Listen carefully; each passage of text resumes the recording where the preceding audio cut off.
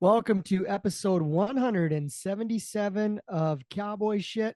I'm Dustin Edwards, and of course, alongside Ted Stoven, and another one of our shows presented by CCMA's Canadian Country Music Awards that's coming up in Edmonton this September.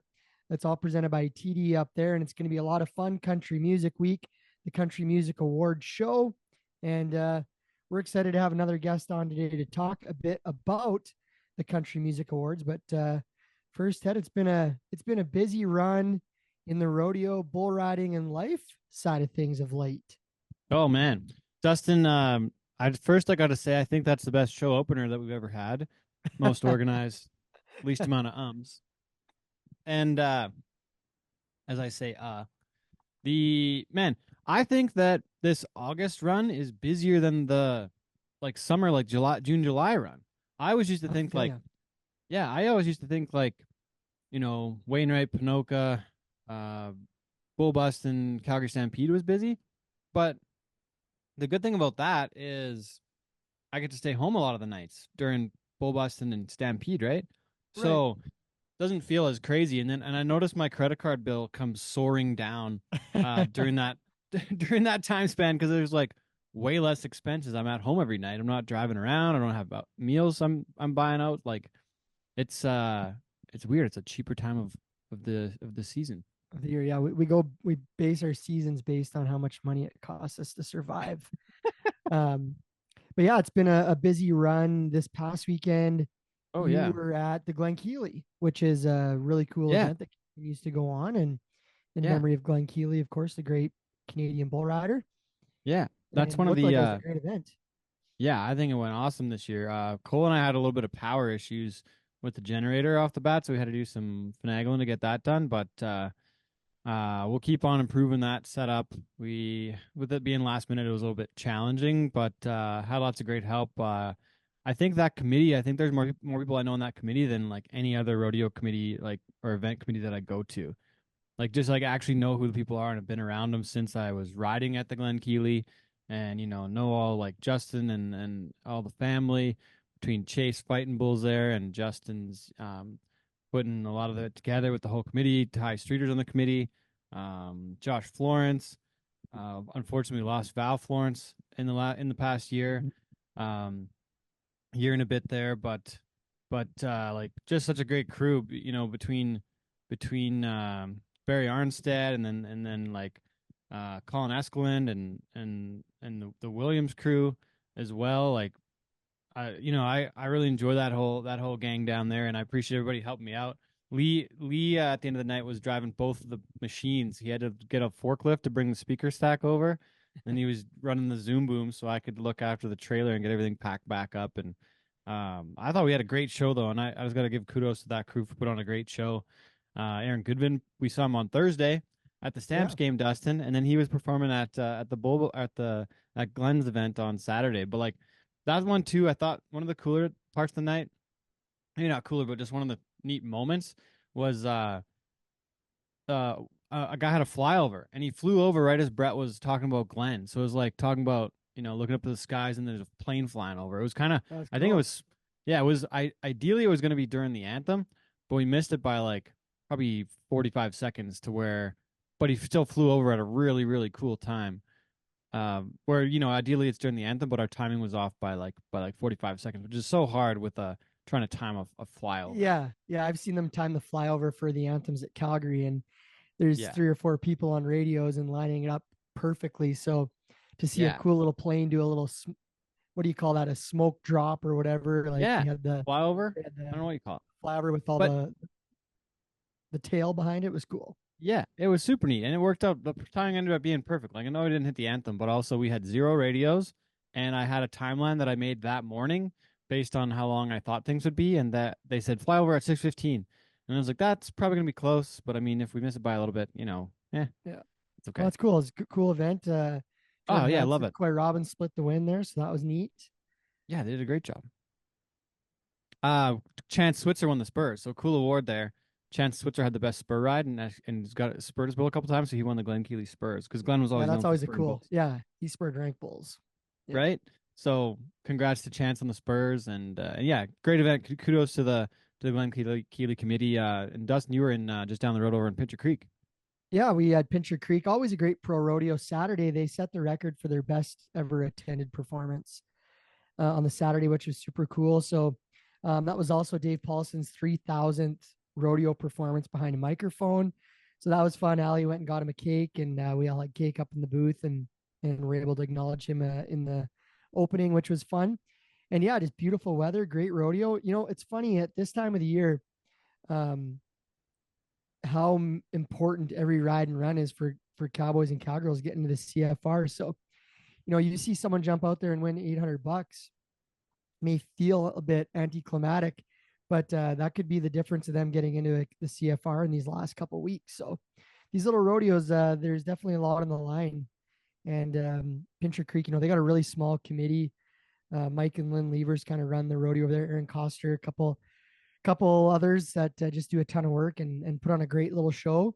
And they get tons of international guests and first timers with being so close to Waterton, which is really neat as well. So really, really fun little show over there.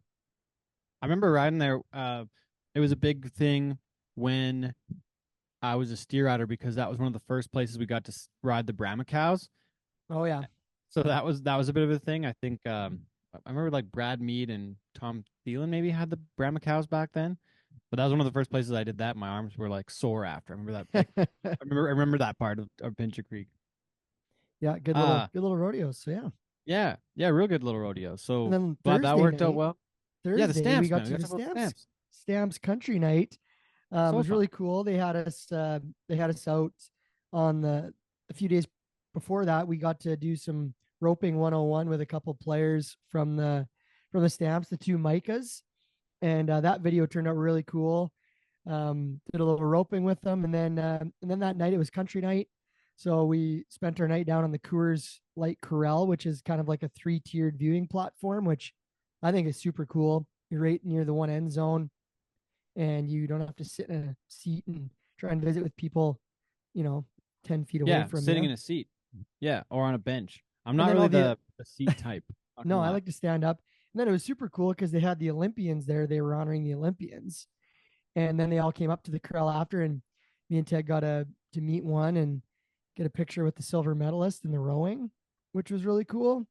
And yeah, it was just a fun night. And then they had Aaron Goodman playing on the down on the field for the halftime show, and we headed down there, and there was about 10 of us in front of the stage with the Outriders cheer team, and we did a little dancing, a little hanging out for Aaron's performance. So it was a super fun night, super cool night, and they Oh, lost on the final play of the game on a field goal, which sucked. But but it was entertaining. It got closer at the end. But yeah, I think the CFL's got to cut down the length of the game a little bit. I think that'll help them out. Just personally, but I think like still it was still an awesome game, and I really enjoyed how warm it was in the evening under the lights. Like that under the lights atmosphere is something that I feel like is pretty rare up here yeah, because all of summer for us, I think we've talked about before, but all summer for us, the it gets dark out so late that you'd have to have a midnight game to be in the dark up here. totally, yeah. Whether it be rodeo, football, baseball, you just never get Yeah, it's that same unusual. experience that you see, you know, under the lights in the U.S. later in the year Yeah, or yeah, whatever. So yeah, it's super cool. There's you know, there's still lots of football games left. I'm sure we'll probably have to hit another one maybe before the end of the yeah, year as they play right till the, you know, third week of October. So yeah, um yeah, super fun. Thanks for the Stamps for having us out and being part yeah. of it, and had a great time. Did, did you I think one of my favorite parts of that was when I was hanging out on the fence by the cheerleaders. And I don't know if you got that video Can or we if it was can we Allie, roll but can we roll tape? Can we roll tape? Ted Ted was creeping it real by the cheerleaders. They were taking a look at what was going on as we were waiting to go on the yeah. field for halftime. So Might have uh, to get Claire to splice that in yeah, there. roll tape. But Gotta clip I that. thought the funniest part was something Bill Holowatiak he found it saw it after. He's like, did you see that one girl bump into the other one in front of her? Like she was distracted and ran into the girl ahead of her. Ted needs a bigger hat It's now fun to after play that along. comment. Yeah, Pardon? yeah. Ted needs What a is bigger hat after that one.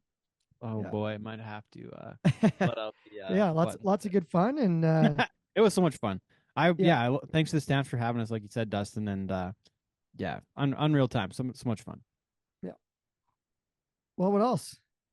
What else? I We guess got we a just big come show back from coming up. Dawson Creek. Yeah. Yeah, big show coming up here. We're about to record with our guest this week, but man, new performers announced for the CCMA Awards. We got Yeah, that came uh out last week, which we're excited to see yeah, the week continue to evolve and unfold on who's entertaining and what's going on yeah. that week.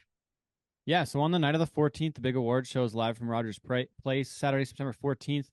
Going to be performances by Thomas Rhett, Mackenzie Porter, Dasha, Jade Eagleson, Brett Kissel, Madeline Merlot, Julia Michaels, the Recklaws, Owen Ringling, Josh Ross, Dallas Smith, Tennille Towns, and Jake Worthington just announced in the last week or so. Geez, It's going to be a great that's a show. good Still, lineup. That's gonna be an awesome show. yeah, I'm looking forward to being there, Dustin. We got tickets are still available at Ticketmaster. Make sure to get yours if you haven't yet.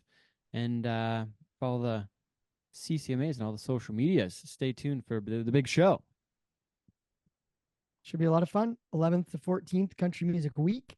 Not only is the award show on Saturday night, but all the other stuff that's happening that we've been chatting about the last few shows. So there's the Legends show. There's just so much happening in Edmonton.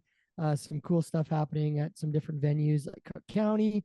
So yeah, going to be a great week. And our guest this week is going to be one of the nominees there. That's going to be up for one of the awards. Has been an award winner, and will be part of that Legend show as well. So all Yeah. continues to tie together for Country Music Week, which is coming up in just a couple weeks now. Gonna be a good week, Dustin. Thanks for doing the show this week with me once again, and thanks for the stamps night. That was a heck of a lot. That was a heck of a lot of Do fun. it again soon. You betcha. Okay, well, we'll get to our interview this week. Once again, this is Cowboy Shit. I'm Ted. He's Dustin. Thanks for following along. Make sure to stay tuned to cowboyshit.ca too. We got some new stuff, some new shit about to hit the website. So stay tuned. It's gonna be a little bit of a refresh, a couple new pieces coming at you for the fall before Christmas, and gonna be a nice fall. So stay tuned, folks. Make sure to listen to old episodes too. There's a big library, Dustin, of a lot of older shows we've done over the last few years. Some fun Yeah. stuff back there. Yeah. Don't forget, there's always those highlight ones, maybe former Bachelor or Bachelorette episodes, Yeah, I maybe was gonna say kidnapped that. in Istanbul for the Yeah, Gator. You could listen to Ron McLean, Larry the Cable Guy. There's everything yeah. there. Just you're Coulter a few clicks Wall, away. Yeah. Core Blund, a couple Brett times. Kissel. Aaron Watson, Brett Kissel. So many good shows. Check it out. JB Mooney, one of our best shows of all time. So Check it out. I just want to throw that in there. Check it out. Okay. Thanks for staying tuned, everybody.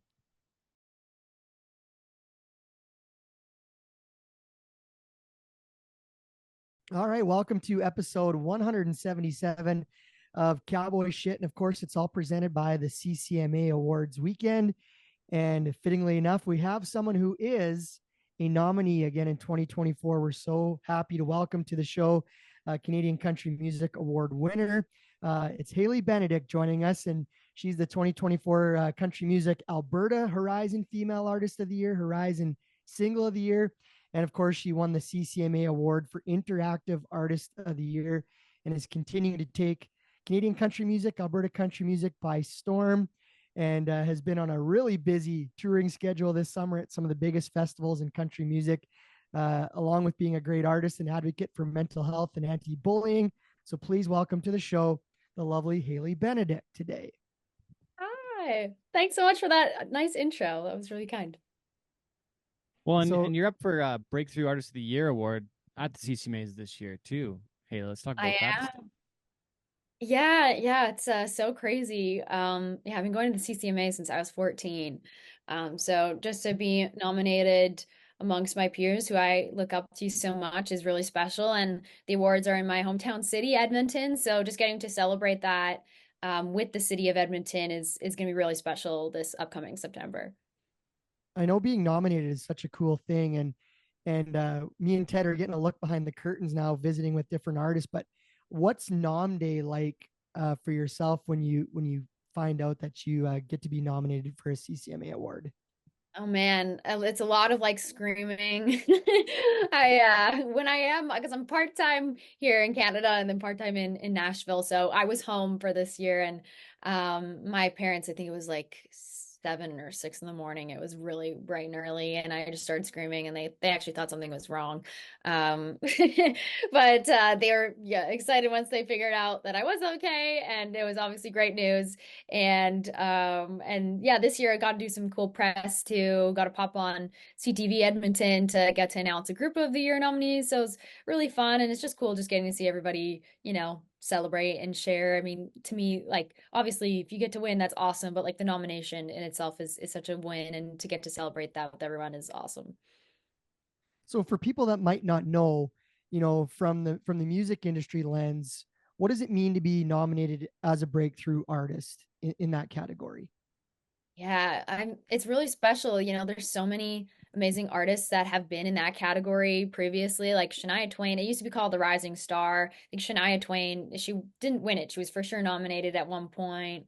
To Neil Towns, like all these people that I look up to. So to be mentioned in that category is definitely such a huge honor, and to get to be part of the legacy of the artists that have been in that category before, is really cool. I've got to throw a bit of a curveball in here, Dustin. Do you mind if I go off script Yeah, for a second? Yeah. that's what Ted does. Okay, so I was doing some reading here, and then I got thinking about it, and so we talked about Maddie McKay. He's one of the only people that I really know in this world so far. Uh, Yeah. Growing up in the same road. I was actually just got off the phone with Brett Gardner a bit ago, and Brett and Maddie and I all grew up on the same road in Drayton Valley. And Maddie used to pump gas for my dad at the Petro Canada. So I see Maddie up here for he has been a Guitar Player of the Year award winner, and I don't know if he's won the Steel Guitar Player of the Year, but he's nominated for the Steel Guitar Award this year. Yeah, I don't know I if he's think won that. he's like maxed out in the guitar. Yeah, I could be wrong, but I feel like he's like a Hall of Famer guitar player, which would yeah, I mean, if he's not, he should be because he's amazing. But that's super cool. I actually didn't really even know he played steel until I saw that nomination come out, and I was like, wait, that's yeah, so cool. I didn't even know Maddie did that. He's so yeah, talented. Like and he sings amazing too. Yeah. yeah. But okay, that wasn't my actual question. My actual question is what do the people that are nominated for the Specialty Instrument Player of the Year award, what do they play? What are the specialty instruments? I'm just trying to imagine right now, like if Dustin and I like got really good at the cowbell, could we like be like is there a chance there? I Tambourine. Possibly. I actually am not sure. I know, like, I think it's like dobro and mandolin, and Okay. I guess steel is its own separate category. So steel, because sometimes steel is considered a specialty instrument. Banjo, I think banjo is also considered in that. Okay. Okay. Yeah, All right, yeah. I'm really curious about that one. I'm like, what is the Specialty Instrument Player of the Year? I mean, if you guys start getting really good at the tambourine and the cowbell, who knows? Maybe we'll see you up there next year. Dustin, could you slam the ukulele a little bit? Like, I'm is sure that I Oh, one that could. I'm sure I could pick something. And come nom day next year, I'll be nervous at 6 a.m. wondering if my cowbell or amazing. recorder skills are in it. I'll be waiting I'm to see sorry, I had it. to go there. I had to try I it out. love I it. had to see what it was all about. But sorry, Dustin, you got one, or can I ask another band question? Go ahead. Okay, talk about the band, like your band that you work with, Haley. Like between Nashville and up here, like there's probably a little bit of flexibility between the two as well. Like you probably play with some people here, some people there. The recording I'm under like learning is totally different too in the studio. So I'm just curious about the band and your experience and who you're playing with and like how that all fits right now. Yeah, I mean, there is so many incredible musicians in Canada and beyond, and I've been really grateful. Like anytime I get to be surrounded by musicians, because I feel like they do so much of the work, and they are spotlighted on stage, but I feel like they don't get the same maybe appreciation as artists sometimes do, and they put in so much work. I've been really lucky that my guitar player and my drummer, I've known my guitar player Josh, his name's Josh Rosicki, since I was like 12 or 13. We were both in the Big Valley Jamboree It used to be called the Road to Main Stage competition. And so that time he was trying to do the artist thing, but he was always an amazing singer and guitar player. And then he slowly just started to transition to just playing guitar and singing backup. And so he and I would just play, especially on my lot of like first starter gigs. Like we just do duo stuff all the time. So that was really cool. And then my drummer I met when I was 14 on my first trip to Nashville, and so he's been playing with me ever since. So that part is really special, is to it, that his name's Brad Durand, and so I getting to play with them is awesome. This summer we played with Jesse Shire on bass, and he's been a wonderful addition to the crew. But yeah, I mean, as musicians, like you're saying, they're always changing. Like who you play with on stage is completely different from people that you're playing in the studio with, often, to even going down Nashville, because you can't necessarily always bring your band down Nashville. So there's been so many amazing musicians that have just been huge mentors to me, and I could probably go on for an hour here about all the incredible people and that I've been able to get the chance to work with. But yeah, I mean, you can't do anything without the band, so they're pretty great. That's Well, probably a great segue into your summer, because you just wrapped up Country Thunder. So let's talk about some of the live shows with the aforementioned bandmates, Country Thunder, and you were at Big Valley Jamboree as well this year. So, I mean, there's some big festivals you're playing. Talk about the experience that was some of the biggest country music festivals in the world.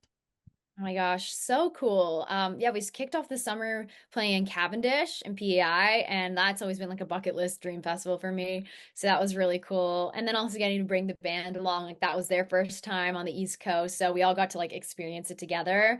Big Valley Jamboree was another huge highlight because I've been going to that festival since I was 9. And as I said before, that's where I met my guitar player, and it's where I played my very first full band show in the trade show, I think when I was 15 there. So that was like a huge full circle moment to get to play with the same guys on the main stage.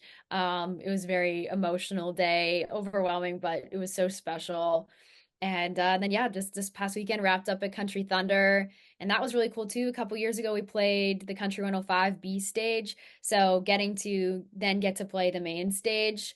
It's just been really fun and fulfilling to just to have these full circle moments and trying to soak it in as much as you can. Yeah, it's been really neat. What's a an afternoon or a morning like at a big music festival? Because you go through so many different artists and different musicians and setups. What's it like backstage on a day that you're playing a festival show like that? Yeah, what's funny is I've always like dreamed of playing these big festivals, and it's so fun, but I didn't realize like the hour you're on stage is really just a small part of your whole day. Because you're usually getting up, depends if you're traveling and all that kind of stuff, but like 7 or 8 in the morning, got to get like hair and makeup done, and then when you arrive, you got to load in, and with a couple of these festivals, like the changeovers have only been like 15 minutes. So the band is like trying to get everything ready side stage so that when we do get called up on stage, we just like have to quickly, like while the other band's tearing down, quickly set up our stuff up. So it's really quick. There's a lot of things happening, getting the merch set up, and then afterwards, um like the with BBJ, I played a songwriters stage right after. So I finished the set on the main stage, went right to do a songwriters round, then to doing radio and meet and greets. So they're like a good like 12-hour day by the time you finish, which is so funny because you just think, oh, you'll have your hour performing on stage and that'll be kind of it. But there's a lot of other things that surround performing, which it's lots of fun, but it definitely is like a bit of a marathon day, having to pace yourself a little bit. And I think it was on your Instagram, maybe you had a run in with Lainey Wilson at Big Valley Jamboree. That looked kind of cool. Yes. Yeah. So that's the other thing. You might not know who you're gonna meet. That was so crazy. I actually saw her earlier eating lunch, and she had her hat on, and of course, like I wasn't gonna go bug her while she was eating lunch, but I was like, oh, this is pretty cool. She's right there. And I'm like a very like if I see like a celebrity or somebody that is, famous, or like I don't want to like go up and bug them. So I'm usually I usually am not the type of person that will like go up and ask for a photo. But in this scenario, so this was later on in the day, and I was like coming back from one of the radio interviews on a golf cart, and like out of nowhere, like she just like, oh, like Lainey Wilson's like right there the minute I'm like pulling up and she's walking towards me. And I think I just was like nervously like smiling at her because I didn't know like if I could go and approach her. But it was really cool in that scenario, and just like I've always been a huge fan of her, but showed me just like even more how much of a cool person she is. She walked up to me and was like, "Hey, I'm Lainey," and like came and shook my hand. And I got to talk to her for like 5 minutes. She was just like the kindest person, and like what you see on stage and how she is, or even in her interviews or whatever, is like is exactly how she is in real life. And I just thought that was really cool, and that she, took the time out of her busy day to chat with me, because you don't ever know, right? And I don't want to like bug anybody when they're in show mode, right? So yeah, that was really special and definitely a highlight of the BVJ experience for sure. The you mentioned who else did you mention? You mentioned Shania earlier, but that was that's not where I want to get to. But I've got to ask. I was looking at the some of the credits of some of your different songs on Spotify right now.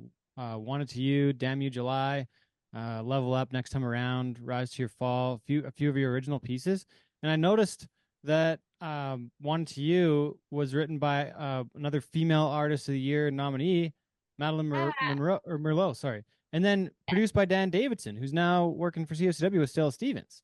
So I thought that was Yeah. pretty interesting. Yeah, it was really cool. Yeah, I got sent the song because I up until that point, like, and I'm a songwriter as much as I am an artist, but I think sometimes that some songs need to be heard. Like there's so many incredible songs that come out of Nashville or even in Canada, that just like sit and don't get to see the light of day. And so I was kind of working because Dan also produced Rise to Your Fall for me, and I've known Dan for a long time. And he sent me some songs, and that was one of them. And I immediately heard it, and I was like, I love this. And if I don't cut this, I will be kicking myself. And I'm a huge fan of Madeline Merlot, huge fan of Emily and Eric Arges. So getting to record that song was awesome. Getting to record Dan was awesome. So yeah, it was really special how that song kind of came to be, and it was ended up being, one of my more successful songs. So that was really cool. Well, and then Damn You July is one that was written by yourself with the help of a couple others as well. But Yeah, I wrote that with my friends Elias James and Rich Cloak. And that one was really special too. Yeah. Ted, I want to how much? jump in and go back on Go ahead. something. I know we kind of bounced around a little bit, but this was kind of, I remember this video happening. I'm sure Hailey, you get asked about it all the time, but kind of your first big appearance was opening up, or not opening up, appearing in a Keith Urban concert years ago. I don't know how many Yeah. years ago it's been now, but I remember that video when it kind of went viral, and everybody talking about this artist that jumped up on stage and got pulled up on stage and sang an original. So I'd love to hear the story from you firsthand about the whole Keith Urban experience, because I'm assuming that was a big game changer for your life. Oh yeah, absolutely. Yeah, I think it was 2016, so like it'll be coming up on like the 8-year anniversary in September, which is crazy. It's been almost a decade. That's so strange. But it was such a special day. My sister and I made these guitar shaped signs, and they just had, I think one of them had Keith Urban written on them, and the other one said Ripcord. So they didn't even say like, oh, we want to sing with you. Like we're just happy to be there. And we're like, maybe because he's so awesome. Keith is so great for interacting with fans. So we're like, maybe he will like point them out and like think they're cool. So we had like they were really sparkly and shiny. They even had little lights on them. And so um yeah, we held them up, and he saw them, and we're like, oh yeah, this is gonna be like the highlight of our night. Like Keith Urban saw our signs. And he's like, those are really cool. Like bring those on up here. And so we were so shocked. And so we went up there on stage, and just started to ask us all these questions, and he asked me what I wanted to be when I grew up. And so I said a singer-songwriter. And he was like, "Yes, mom, I'll support that." And he's like, "Okay, well, we got to hear this." And so he rips out his guitar, and then next thing I knew, I was playing my original song, Clean Slate, in front of 20,000 people that night. It was the opening night of Rogers Place in Edmonton, our brand new arena. So that was extra special. And then getting to have my sister up on stage with me there was like, it just was a perfect moment. And I couldn't be more grateful to Keith for giving me that opportunity. Because yeah, like you said, it was a really like launching pad for the rest of my career, and showed me like, okay, I think this is possible. Like these things can happen. So yeah, so grateful for that moment. I can't believe that was by accident. Like that there was Yeah. no. That's amazing that it's so coincidental, but like almost it just so wild that's how that went out. Like so, but what has come of it since? Like you said, you called him by his first name, so it was like, did you guys like meet after, or like did you get to like connect with Keith? Like, do you guys text once in a while or talk on the phone, or Oh like man, when you're in I'm Nashville, do you go not to on a text you guys basis. buddies? I have gone to connect with him after that, and get to thank him, because that was one thing that I always wanted to do, was thank him for um just everything, for showing me that it was possible. And he was so gracious as well. So but yeah, it was just a really neat moment. And I watched back the video, because that was the other cool thing, is he posted it on all his social media. And I came home from that concert like not knowing what happened. Like it all went over my head. And then the next thing I knew, like it was my aunt in the car, and she's like, "Oh my God, he posted on social media." So that was cool too, just to have that memory like live forever. Was really, and what we weren't expecting, that moment was really cool, but we weren't expecting all the virality of it, for that to happen as well. Was, yeah, just crazy. So did you get a ton of media requests and people reaching out to you after that? I imagine your social media following went up and people were wanting to chat with you about it. Yeah, for sure. It was funny. Like the minute I got off the stage with my sister, like people from the local news channels were like coming up to us in the crowd, like while the concert was going. And I think like the next day, like we had interviews, which was wild. And even my family, like, which they weren't prepared to be on camera either. So that whole week, like we were getting calls from like CBC and like things that we just never would have ever thought. Ashton Kutcher shared it on his Facebook. Like it was incomprehensible, and it still is. Like I look back at the time, I'm like, that's not me. Like that was somebody else. Because it was just, yeah, it was crazy. So from an artist perspective, Keith Urban took a real chance, and obviously he struck gold because he had an amazing talent to sing. But what would have happened if he would have given you the guitar and you were horrible? I Like, think about does that that happen? all the time. Like I'm like, what if like the fact that he just let me have that moment, and I was so nervous. Like I watched back that video and I'm hard on myself. I'm like, oh, but I mean, I didn't even have in-ears. I didn't have like, Yeah. I've never played that guitar before. So I think about that all the time, like that he took a chance on some 14-year-old kid, and I could have really like bombed that.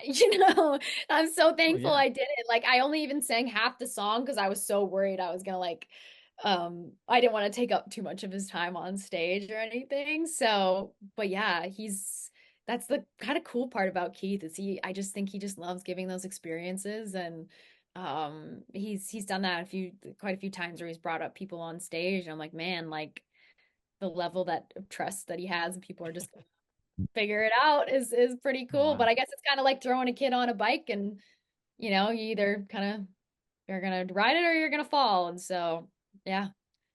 So How many views what did did it the sound video like to get? you? Oh, sorry. Oh, sorry. I was curious how many views the video ended up getting. Like, what made it super viral? Like, what was the number? Yeah, so he posted on all his socials, and then people from the concert also posted. So we kind of did a tally.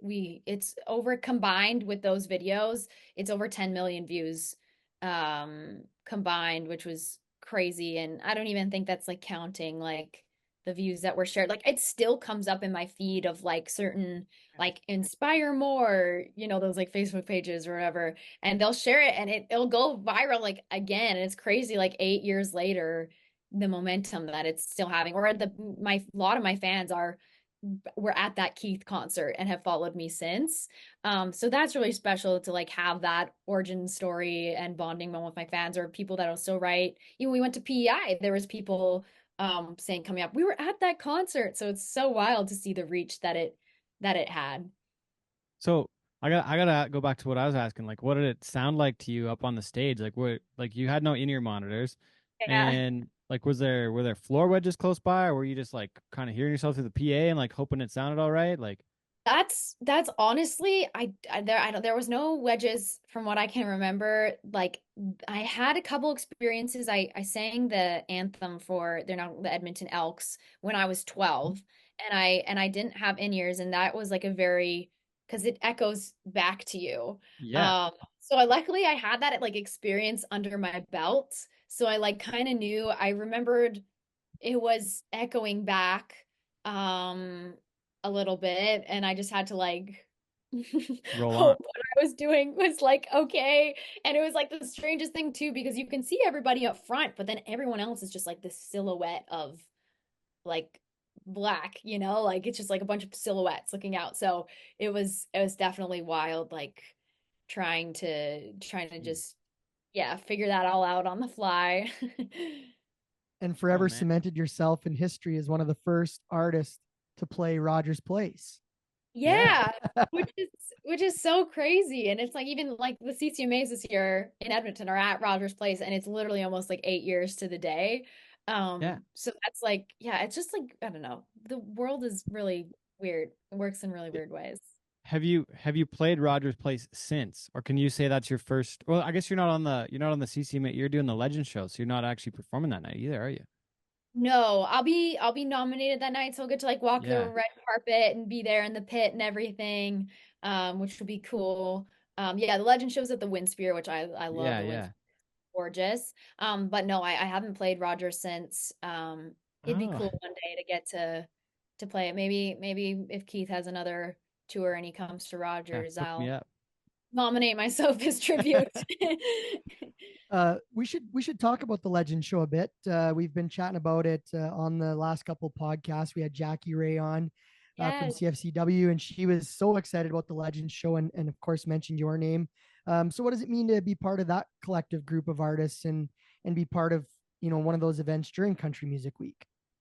Oh, it's a huge honor. The Legend Show is really cool because it celebrates not only, these iconic legends that are ingrained in our Canadian country music history, but it also helps celebrate the upcoming emerging artists. And like I wouldn't be where I am without all these iconic, like the Carolyn Dawn Johnson, the Michelle Wright, like paving the path for so many of us. So to bring everybody together for one night, I think is just really special, and to celebrate all the different eras of country music is really special and cool. And like I don't think there's a lot of shows that kind of do that, incorporate, all the different eras.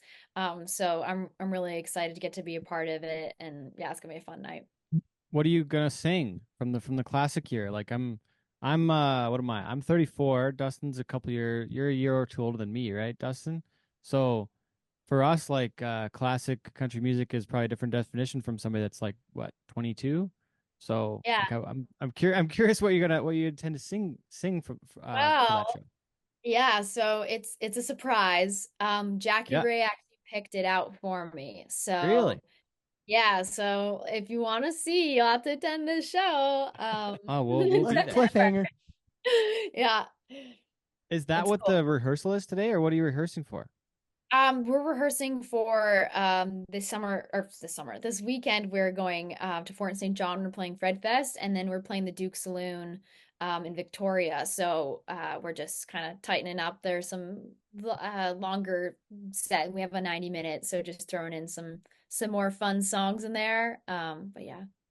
you were So you were talking about the artists that paved the way before you as part of this Legends event. Who were your inspirations when you were growing up and listening to country music? Like, what's on your playlist that's the favorites and helped your career? Yeah, so Taylor Swift, like it's been holy grail since I was really small. Um I Dolly Parton, Keith, obviously Keith Urban, big fan of them and Carrie Underwood, Shania. There's been so many pivotal artists along the way that I've been really grateful that I can listen and look up to. If you had to pick, it's the Mount Rushmore of who you could open up for, who would be the, one or two artists that you would just love to be able to open up for or play with? I mean, Taylor Swift would be like dream come true. I always said if I open for Taylor, like that would be like the career, like that's my version of making it, honestly. Or opening for Keith because I do feel like that would be just such a fun full circle moment. So yeah, definitely either Taylor or Keith. Well, the way things are going, maybe they open for you one day, Oh one of gosh, these I festivals, right? wish. What with how much of your own music you have right now? What does the 90-minute set look like? You're you probably you probably don't have all the songs to do a full 90-minute set of your own. So what all you're playing throughout those sets now? What can people look forward to? Yeah, it's funny. I've written hundreds of songs, so I have lots of songs to choose from, but they're not all recorded. So that's the tricky part. And right now, I feel like I especially took the last year to really write and focus on writing and kind of build up that arsenal of songs. So I have a lot of new stuff that I'm really excited that I've been playing. That's not out yet, but I'm hoping to put out soon. And then I always like to throw in covers and I like to throw in something for everybody. So I've got, some references of some Taylor Swift and then Randy Travis to Dolly Parton to I even do like a rock medley. Because I have the side of me that also loves to play electric and get to share that too. So That's cool. What when you talk about writing your own stuff and of course you've got some great originals and some great singles out. What inspires you on your songwriting? Do you got to be sad to write a sad song? Do you got to be heartbroken to write a breakup song? Or what does that look like from your side of things? I'm always sad. No, like I find that writing sad songs for whatever reason are like way easier for me. So I do write a lot of sad stuff, and it's been actually a challenge with me the last few months. I think I, the happy songs are actually the hardest to write because it's hard to write something that's like up tempo and upbeat that doesn't sound cheesy, and it's like finding that balance of having something that's still meaningful but is still fun to dance to. But I'm kind of always inspired by different things. It depends. Sometimes it's even just like a melody or a track. Or it doesn't even have to be about my personal life experiences. It can be about other people's life experiences. Or sometimes I just like to make a story because I think that's what's really fun about country music is the storytelling aspect of it. So sometimes it's just make like I don't know that it's probably never even happened before, but I love to make a story and hopefully it resonates with people. Just like a really cool author at the end of the day, right? You're just writing a really Yeah, cool it's short like a story. 3 minute short story. That's the perfect way to put it. And I like as a kid, I loved writing stories. So getting to kind of put music and songwriting together is I think like the best case scenario. Because yeah, you don't. I think a lot of people think you have to be stuck to like only writing about your life experience, but I think it's fun to like step into other people's shoes and write from different perspectives. Dustin, we only got about 10 minutes left. We better talk about the what do we call it? The philanthropy side of things, or how I don't know how we want to get to that part, but we got to talk about that too. Yeah, I guess Hailey, I know that you're an advocate for mental health and have worked on anti-bullying initiatives and the charitable side, which for such a young artist, most people worry about that stuff later on, but I know that's kind of been a big part of what you do, and I just thought it'd be a great opportunity to kind of chat about it and what are some of the things you've worked on and are looking to work on in the future. Yeah, I mean, giving back with my music has always been a really important thing for me. I think music is a really special medium to be able to connect with people with because I find sometimes even if you say something out loud, it doesn't resonate the same way that music, because music can make you feel. And I think that's what's really special and powerful about it is it just has this way of kind of transcending words.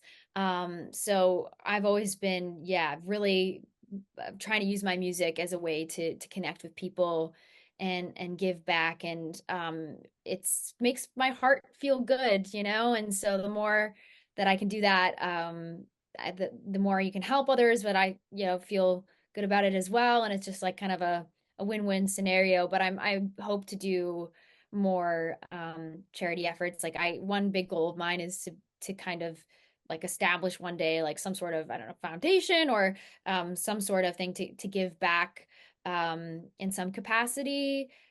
Just because yeah, I think music is a really special medium to connect with people. Has there been any, any particular events or things that have, been near and close to you over the past few years that you've worked with leading up to today? Yeah, so CASA Mental Health has been a huge charity that I've tried to support. My song Level Up, I wrote for them because they had the Level Up campaign, and the music video as well was showcased the CASA families and youth. CASA Mental Health is they provide services, mental health services to not only youth but to their families, and they've just expanded now, bringing those resources into schools as well, which is really cool. And they even have a CASA house, so it's a place for the youth to go, and they can have access to having music lessons, to having all sorts of different resources or outlets for these youth that might not have access to those things every day. So they've just been doing incredible work, and I've started doing things with CASA from when I was, I want to say like 12 or 13. And mental health, I think, especially for youth, is a big important thing for me. Just just not even only in my own personal experience, but just seeing how much that it can impact the community. So yeah, I've tried to do a lot of work with CASA and love everything they're doing, and hopefully I can do more for them in the future as well. And if anyone also is listening and they want to check them out and support them, they do amazing things. It's CASA Mental Health. Super admirable. A young artist like yourself, making that a priority for others and yourself. So yeah, we commend you for that, and thanks for mentioning that here on the show today. Thank you. Appreciate that. As we gear up for CCMA week, it's coming really fast. And as we mentioned, you're up for a Breakthrough Artist of the Year. Obviously, that's the one you want to win this year because you're nominated. But is there an award in the CCMAs that stands out to you that you'd say that's the one I've got my sights set on in the future? Oh, that's a hard question. I mean, any CCMA is a huge honor. I would say either female or entertainer. I mean, those are usually the two most coveted awards. But like especially I think entertainer is really cool. Because it's also a category that I feel like you don't typically see maybe as many female artists in. So even just to be nominated for that would be cool. So I'd be down to manifest female or entertainer. we're putting it out there today. Yes. What's I had one last thing on my list to ask you. And it was just kind of talking about the state of country music, not only in Alberta, but in Canada. And you're a young artist, you're coming up through right now, you're living it. What is the state of country music right now in Canada? Because there is so many great artists out there. It's got to be a good time to be Canadian. Absolutely. I think what's really cool about the landscape of country right now is there's more resources than ever, especially for independent artists. Like, I think that it's kind of like the rise of the independent and emerging artists, which is really cool because previously, I think you kind of had to be signed to have something happen. And I think there is a case to be said for that, but I think artists can be way more in more control of their careers now with things like social media and being able to have songs kind of pop off on TikTok and have things do well, not only in Canada but beyond. And I think, sometimes I think being in Canada, people feel like, oh, you have to be going to the States for things to do well, but there's such a great industry here and there's great in the States as well. but I just think there's like a lots of opportunity right now. And I think we're also at a time where people are like wanting to listen to country music more than ever.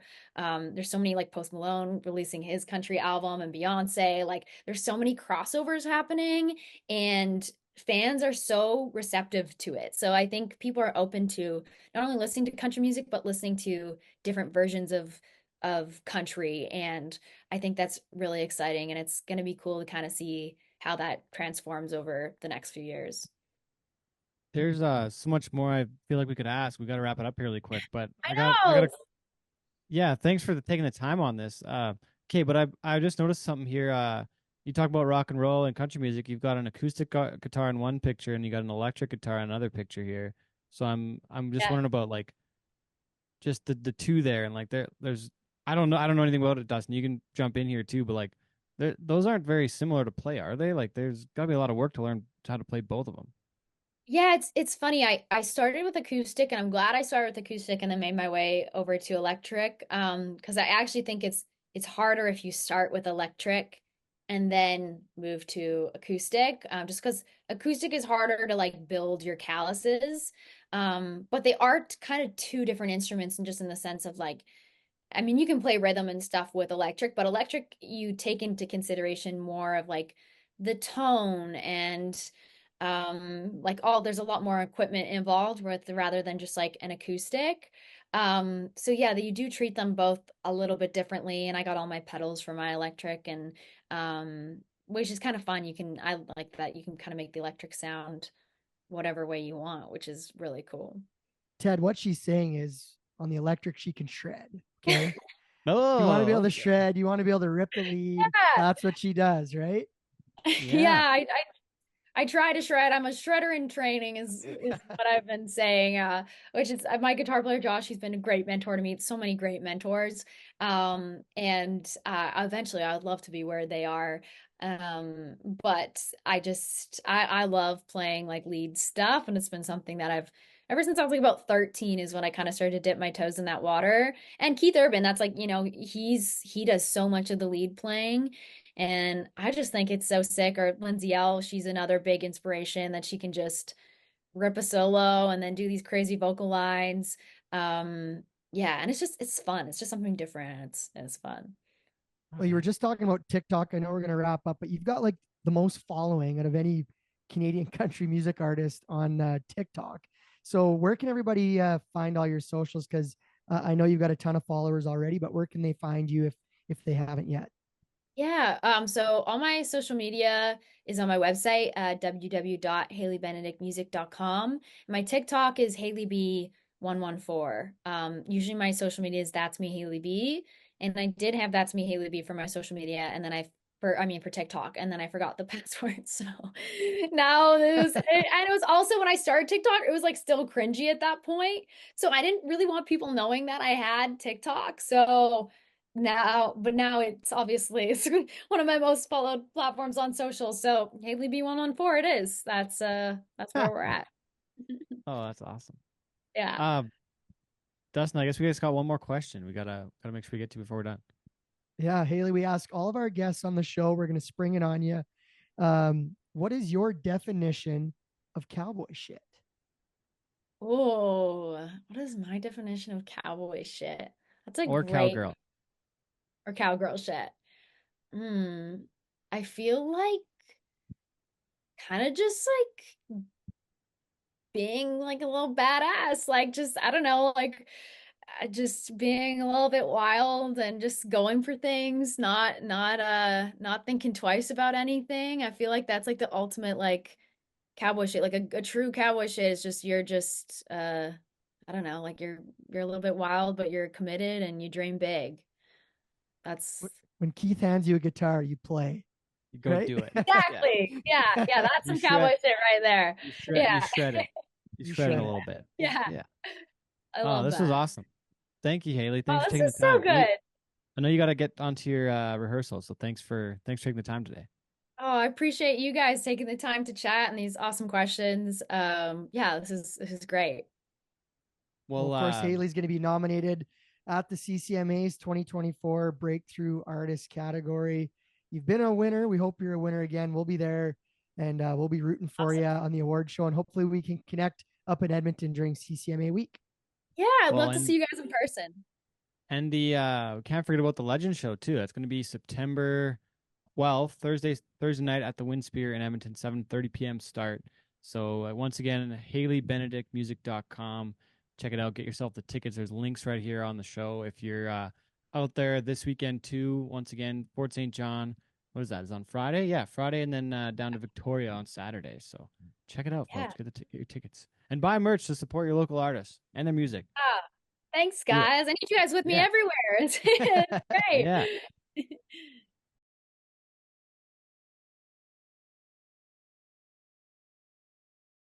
Well, thank you so much to our guest, Hailey Benedict. She's great and really excited to see her up in Edmonton at the CCMAs, and wishing her luck, as she, of course, is a CCMA nominee. Would love to see her capture that award, and excited to see where her career continues to go.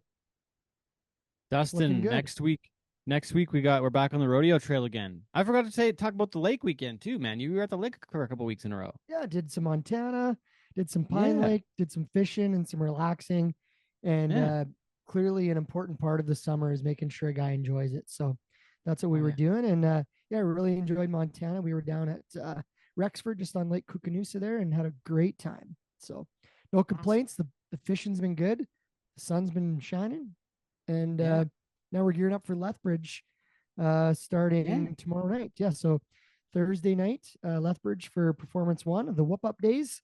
Down there with Sean Morton, Keenan Vine, and Dave last year Corb Lund was even the barrel truck driver. Not sure if he got recruited back or if really, he was on tour, but he was driving the barrel truck for the rodeo last year. Really, which was awesome. Yeah. What about Dave? Is Dave back? Yeah, Dave's back. Oh yeah, Dave's back. We'll be there. I think Cowboy Cole's joining us. 5, and 6. Yeah, Cowboy Cole's going to be joining us on a mic as well. So yeah, we're looking forward to a great Lethbridge Whip Up Days. And what about you, Ted? You guys got a busy stretch as well coming up. Yeah, Matt and Cole are going to be on like the day of the show here today. They're setting up in Nanton for the first ever Nanton Pro Rodeo. I can't believe, and I was talking with Shauna Bird the other day from Cowboy Country, Lakota and Logan's mom, Cowboy Country in Nanton, Shauna Bird once again. But I was talking with Shauna, and she was like, I can't believe Nanton's never had a pro rodeo. There's like, I think she told me there's 21 contestants in the rodeo this weekend that have Nanton addresses. That's wild. 21. Hey? They've never had a pro rodeo. So once again, Clark Slush Memorial Pro Rodeo. They're going to be perfs on Friday and Saturday at 6 p.m. at the Nanton Rodeo Grounds. But yeah, the first pro rodeo in Nanton. So they're setting up there, and then they're setting up for you guys in Lethbridge as well today too. So getting things rolling there, and yeah, then what else? Then we're going to Armstrong next week. We got Armstrong. Sean will be in Ponoka. Cole's going to be in Cochrane, and then Matt's going to be doing the polo tournament at the Black Diamond Land and Cattle Company. So we got probably the busiest weekend ever. We got 4 shows next week during Labor Day weekend. So no football for me. Labor Day Classic. Sorry, Dustin. I might make it. Merritt. We're doing Merritt. Yeah, myself. I'll be out there. Keenan Vine, Lane LaPlante's out there. So we're looking forward to a good Merritt weekend. It's Saturday, Sunday. A couple good performances. Mary and the crew out there do a great job. So head out to Merritt, fly back Sunday night, and maybe hit the Labor Day Classic on Sunday, or on Monday. I guess holiday Monday is the Labor Day Classic, or maybe we'll check out Cochrane. Maybe we'll go for a little tour and enjoy our holiday Monday and see what the offerings are in the area. So yeah, looking forward to a couple busy weeks here before we get to kind of slow down in September in advance of the Canadian Finals Rodeo in October. Yeah, and you are you allowed to talk about what you're doing at the CFR yet, or we got to keep that under wraps for a little longer? We just keep that a little secret, or what? We'll keep it under the wraps here for the foreseeable future. But TBD, yeah, some exciting stuff TBD. Coming up to be part of Edmonton. Yeah, looking forward to it. Yeah. So far, I'm still unemployed in Edmonton, but I may have a story about that before the show too. We will see. TBD. Or he'll be fun employed, and he'll be there just having a great time. Yeah, no, I'll be there for sure in the trade show, working with the retailers, between Beck Sunglasses, Montana Silversmiths, Brahma Boots, and our cowboy shit brands. We'll all be at the trade show in some capacity, and we'll be there we'll be there for something, Dustin. Probably the ladies' fashion show too. I could see Dustin and I being part of that in some way. We Oh, will we'd love see. to. Yeah. Yeah. It's But coming a fun quick. week anyways. It's going to be coming quick. Of course, Yeah. first week of October, CFR 50. And so, yeah, between Canadian Country Music Week, CFR and PBR Canada finals, Edmonton is going to be home base for a couple big events for both of us the next few months. So I gotta say though, as much as I love CFR, I'm more excited about the PBR Canada finals, just with the how established it's starting to get now, with it being I think like the 4th year or so that we've done that show. That's one of the highlights for me, to be able to go play music in the house where the Oilers made it to Game 7 of the Stanley Cup Finals this year. Like, I'm pretty pumped to go back and work in that venue again. And yeah, a little bit give away $100,000. Yeah, a little bit disappointed where I'm at with CFR at this point so far, but we will see. We'll see where that ends up in the next few weeks. But anyways, hope they both go great. Hope we have a huge crowd and for both of them. Yeah, should be good. Should be good. Awesome. Okay, well, Dustin, Awesome. have a great Labor Day weekend. Have a great show in Lethbridge, and we'll catch up. Soon somewhere. Yeah, looking forward to a good couple weeks, and thank you again to the Canadian Country Music Awards for bringing us this episode. They've been a great partner the last few weeks, and we've been so blessed to chat with some really cool artists in advance of the Country Music Awards coming up September 11th to 14th in Edmonton. Make sure you come and join us. It's been fun to do this with all these really, really awesome talents in Canadian country music. Been so great. Thanks to everybody. Thanks to everyone for making it happen. So anyways, Dustin, we'll catch up next week. All righty. Thanks for listening, everybody.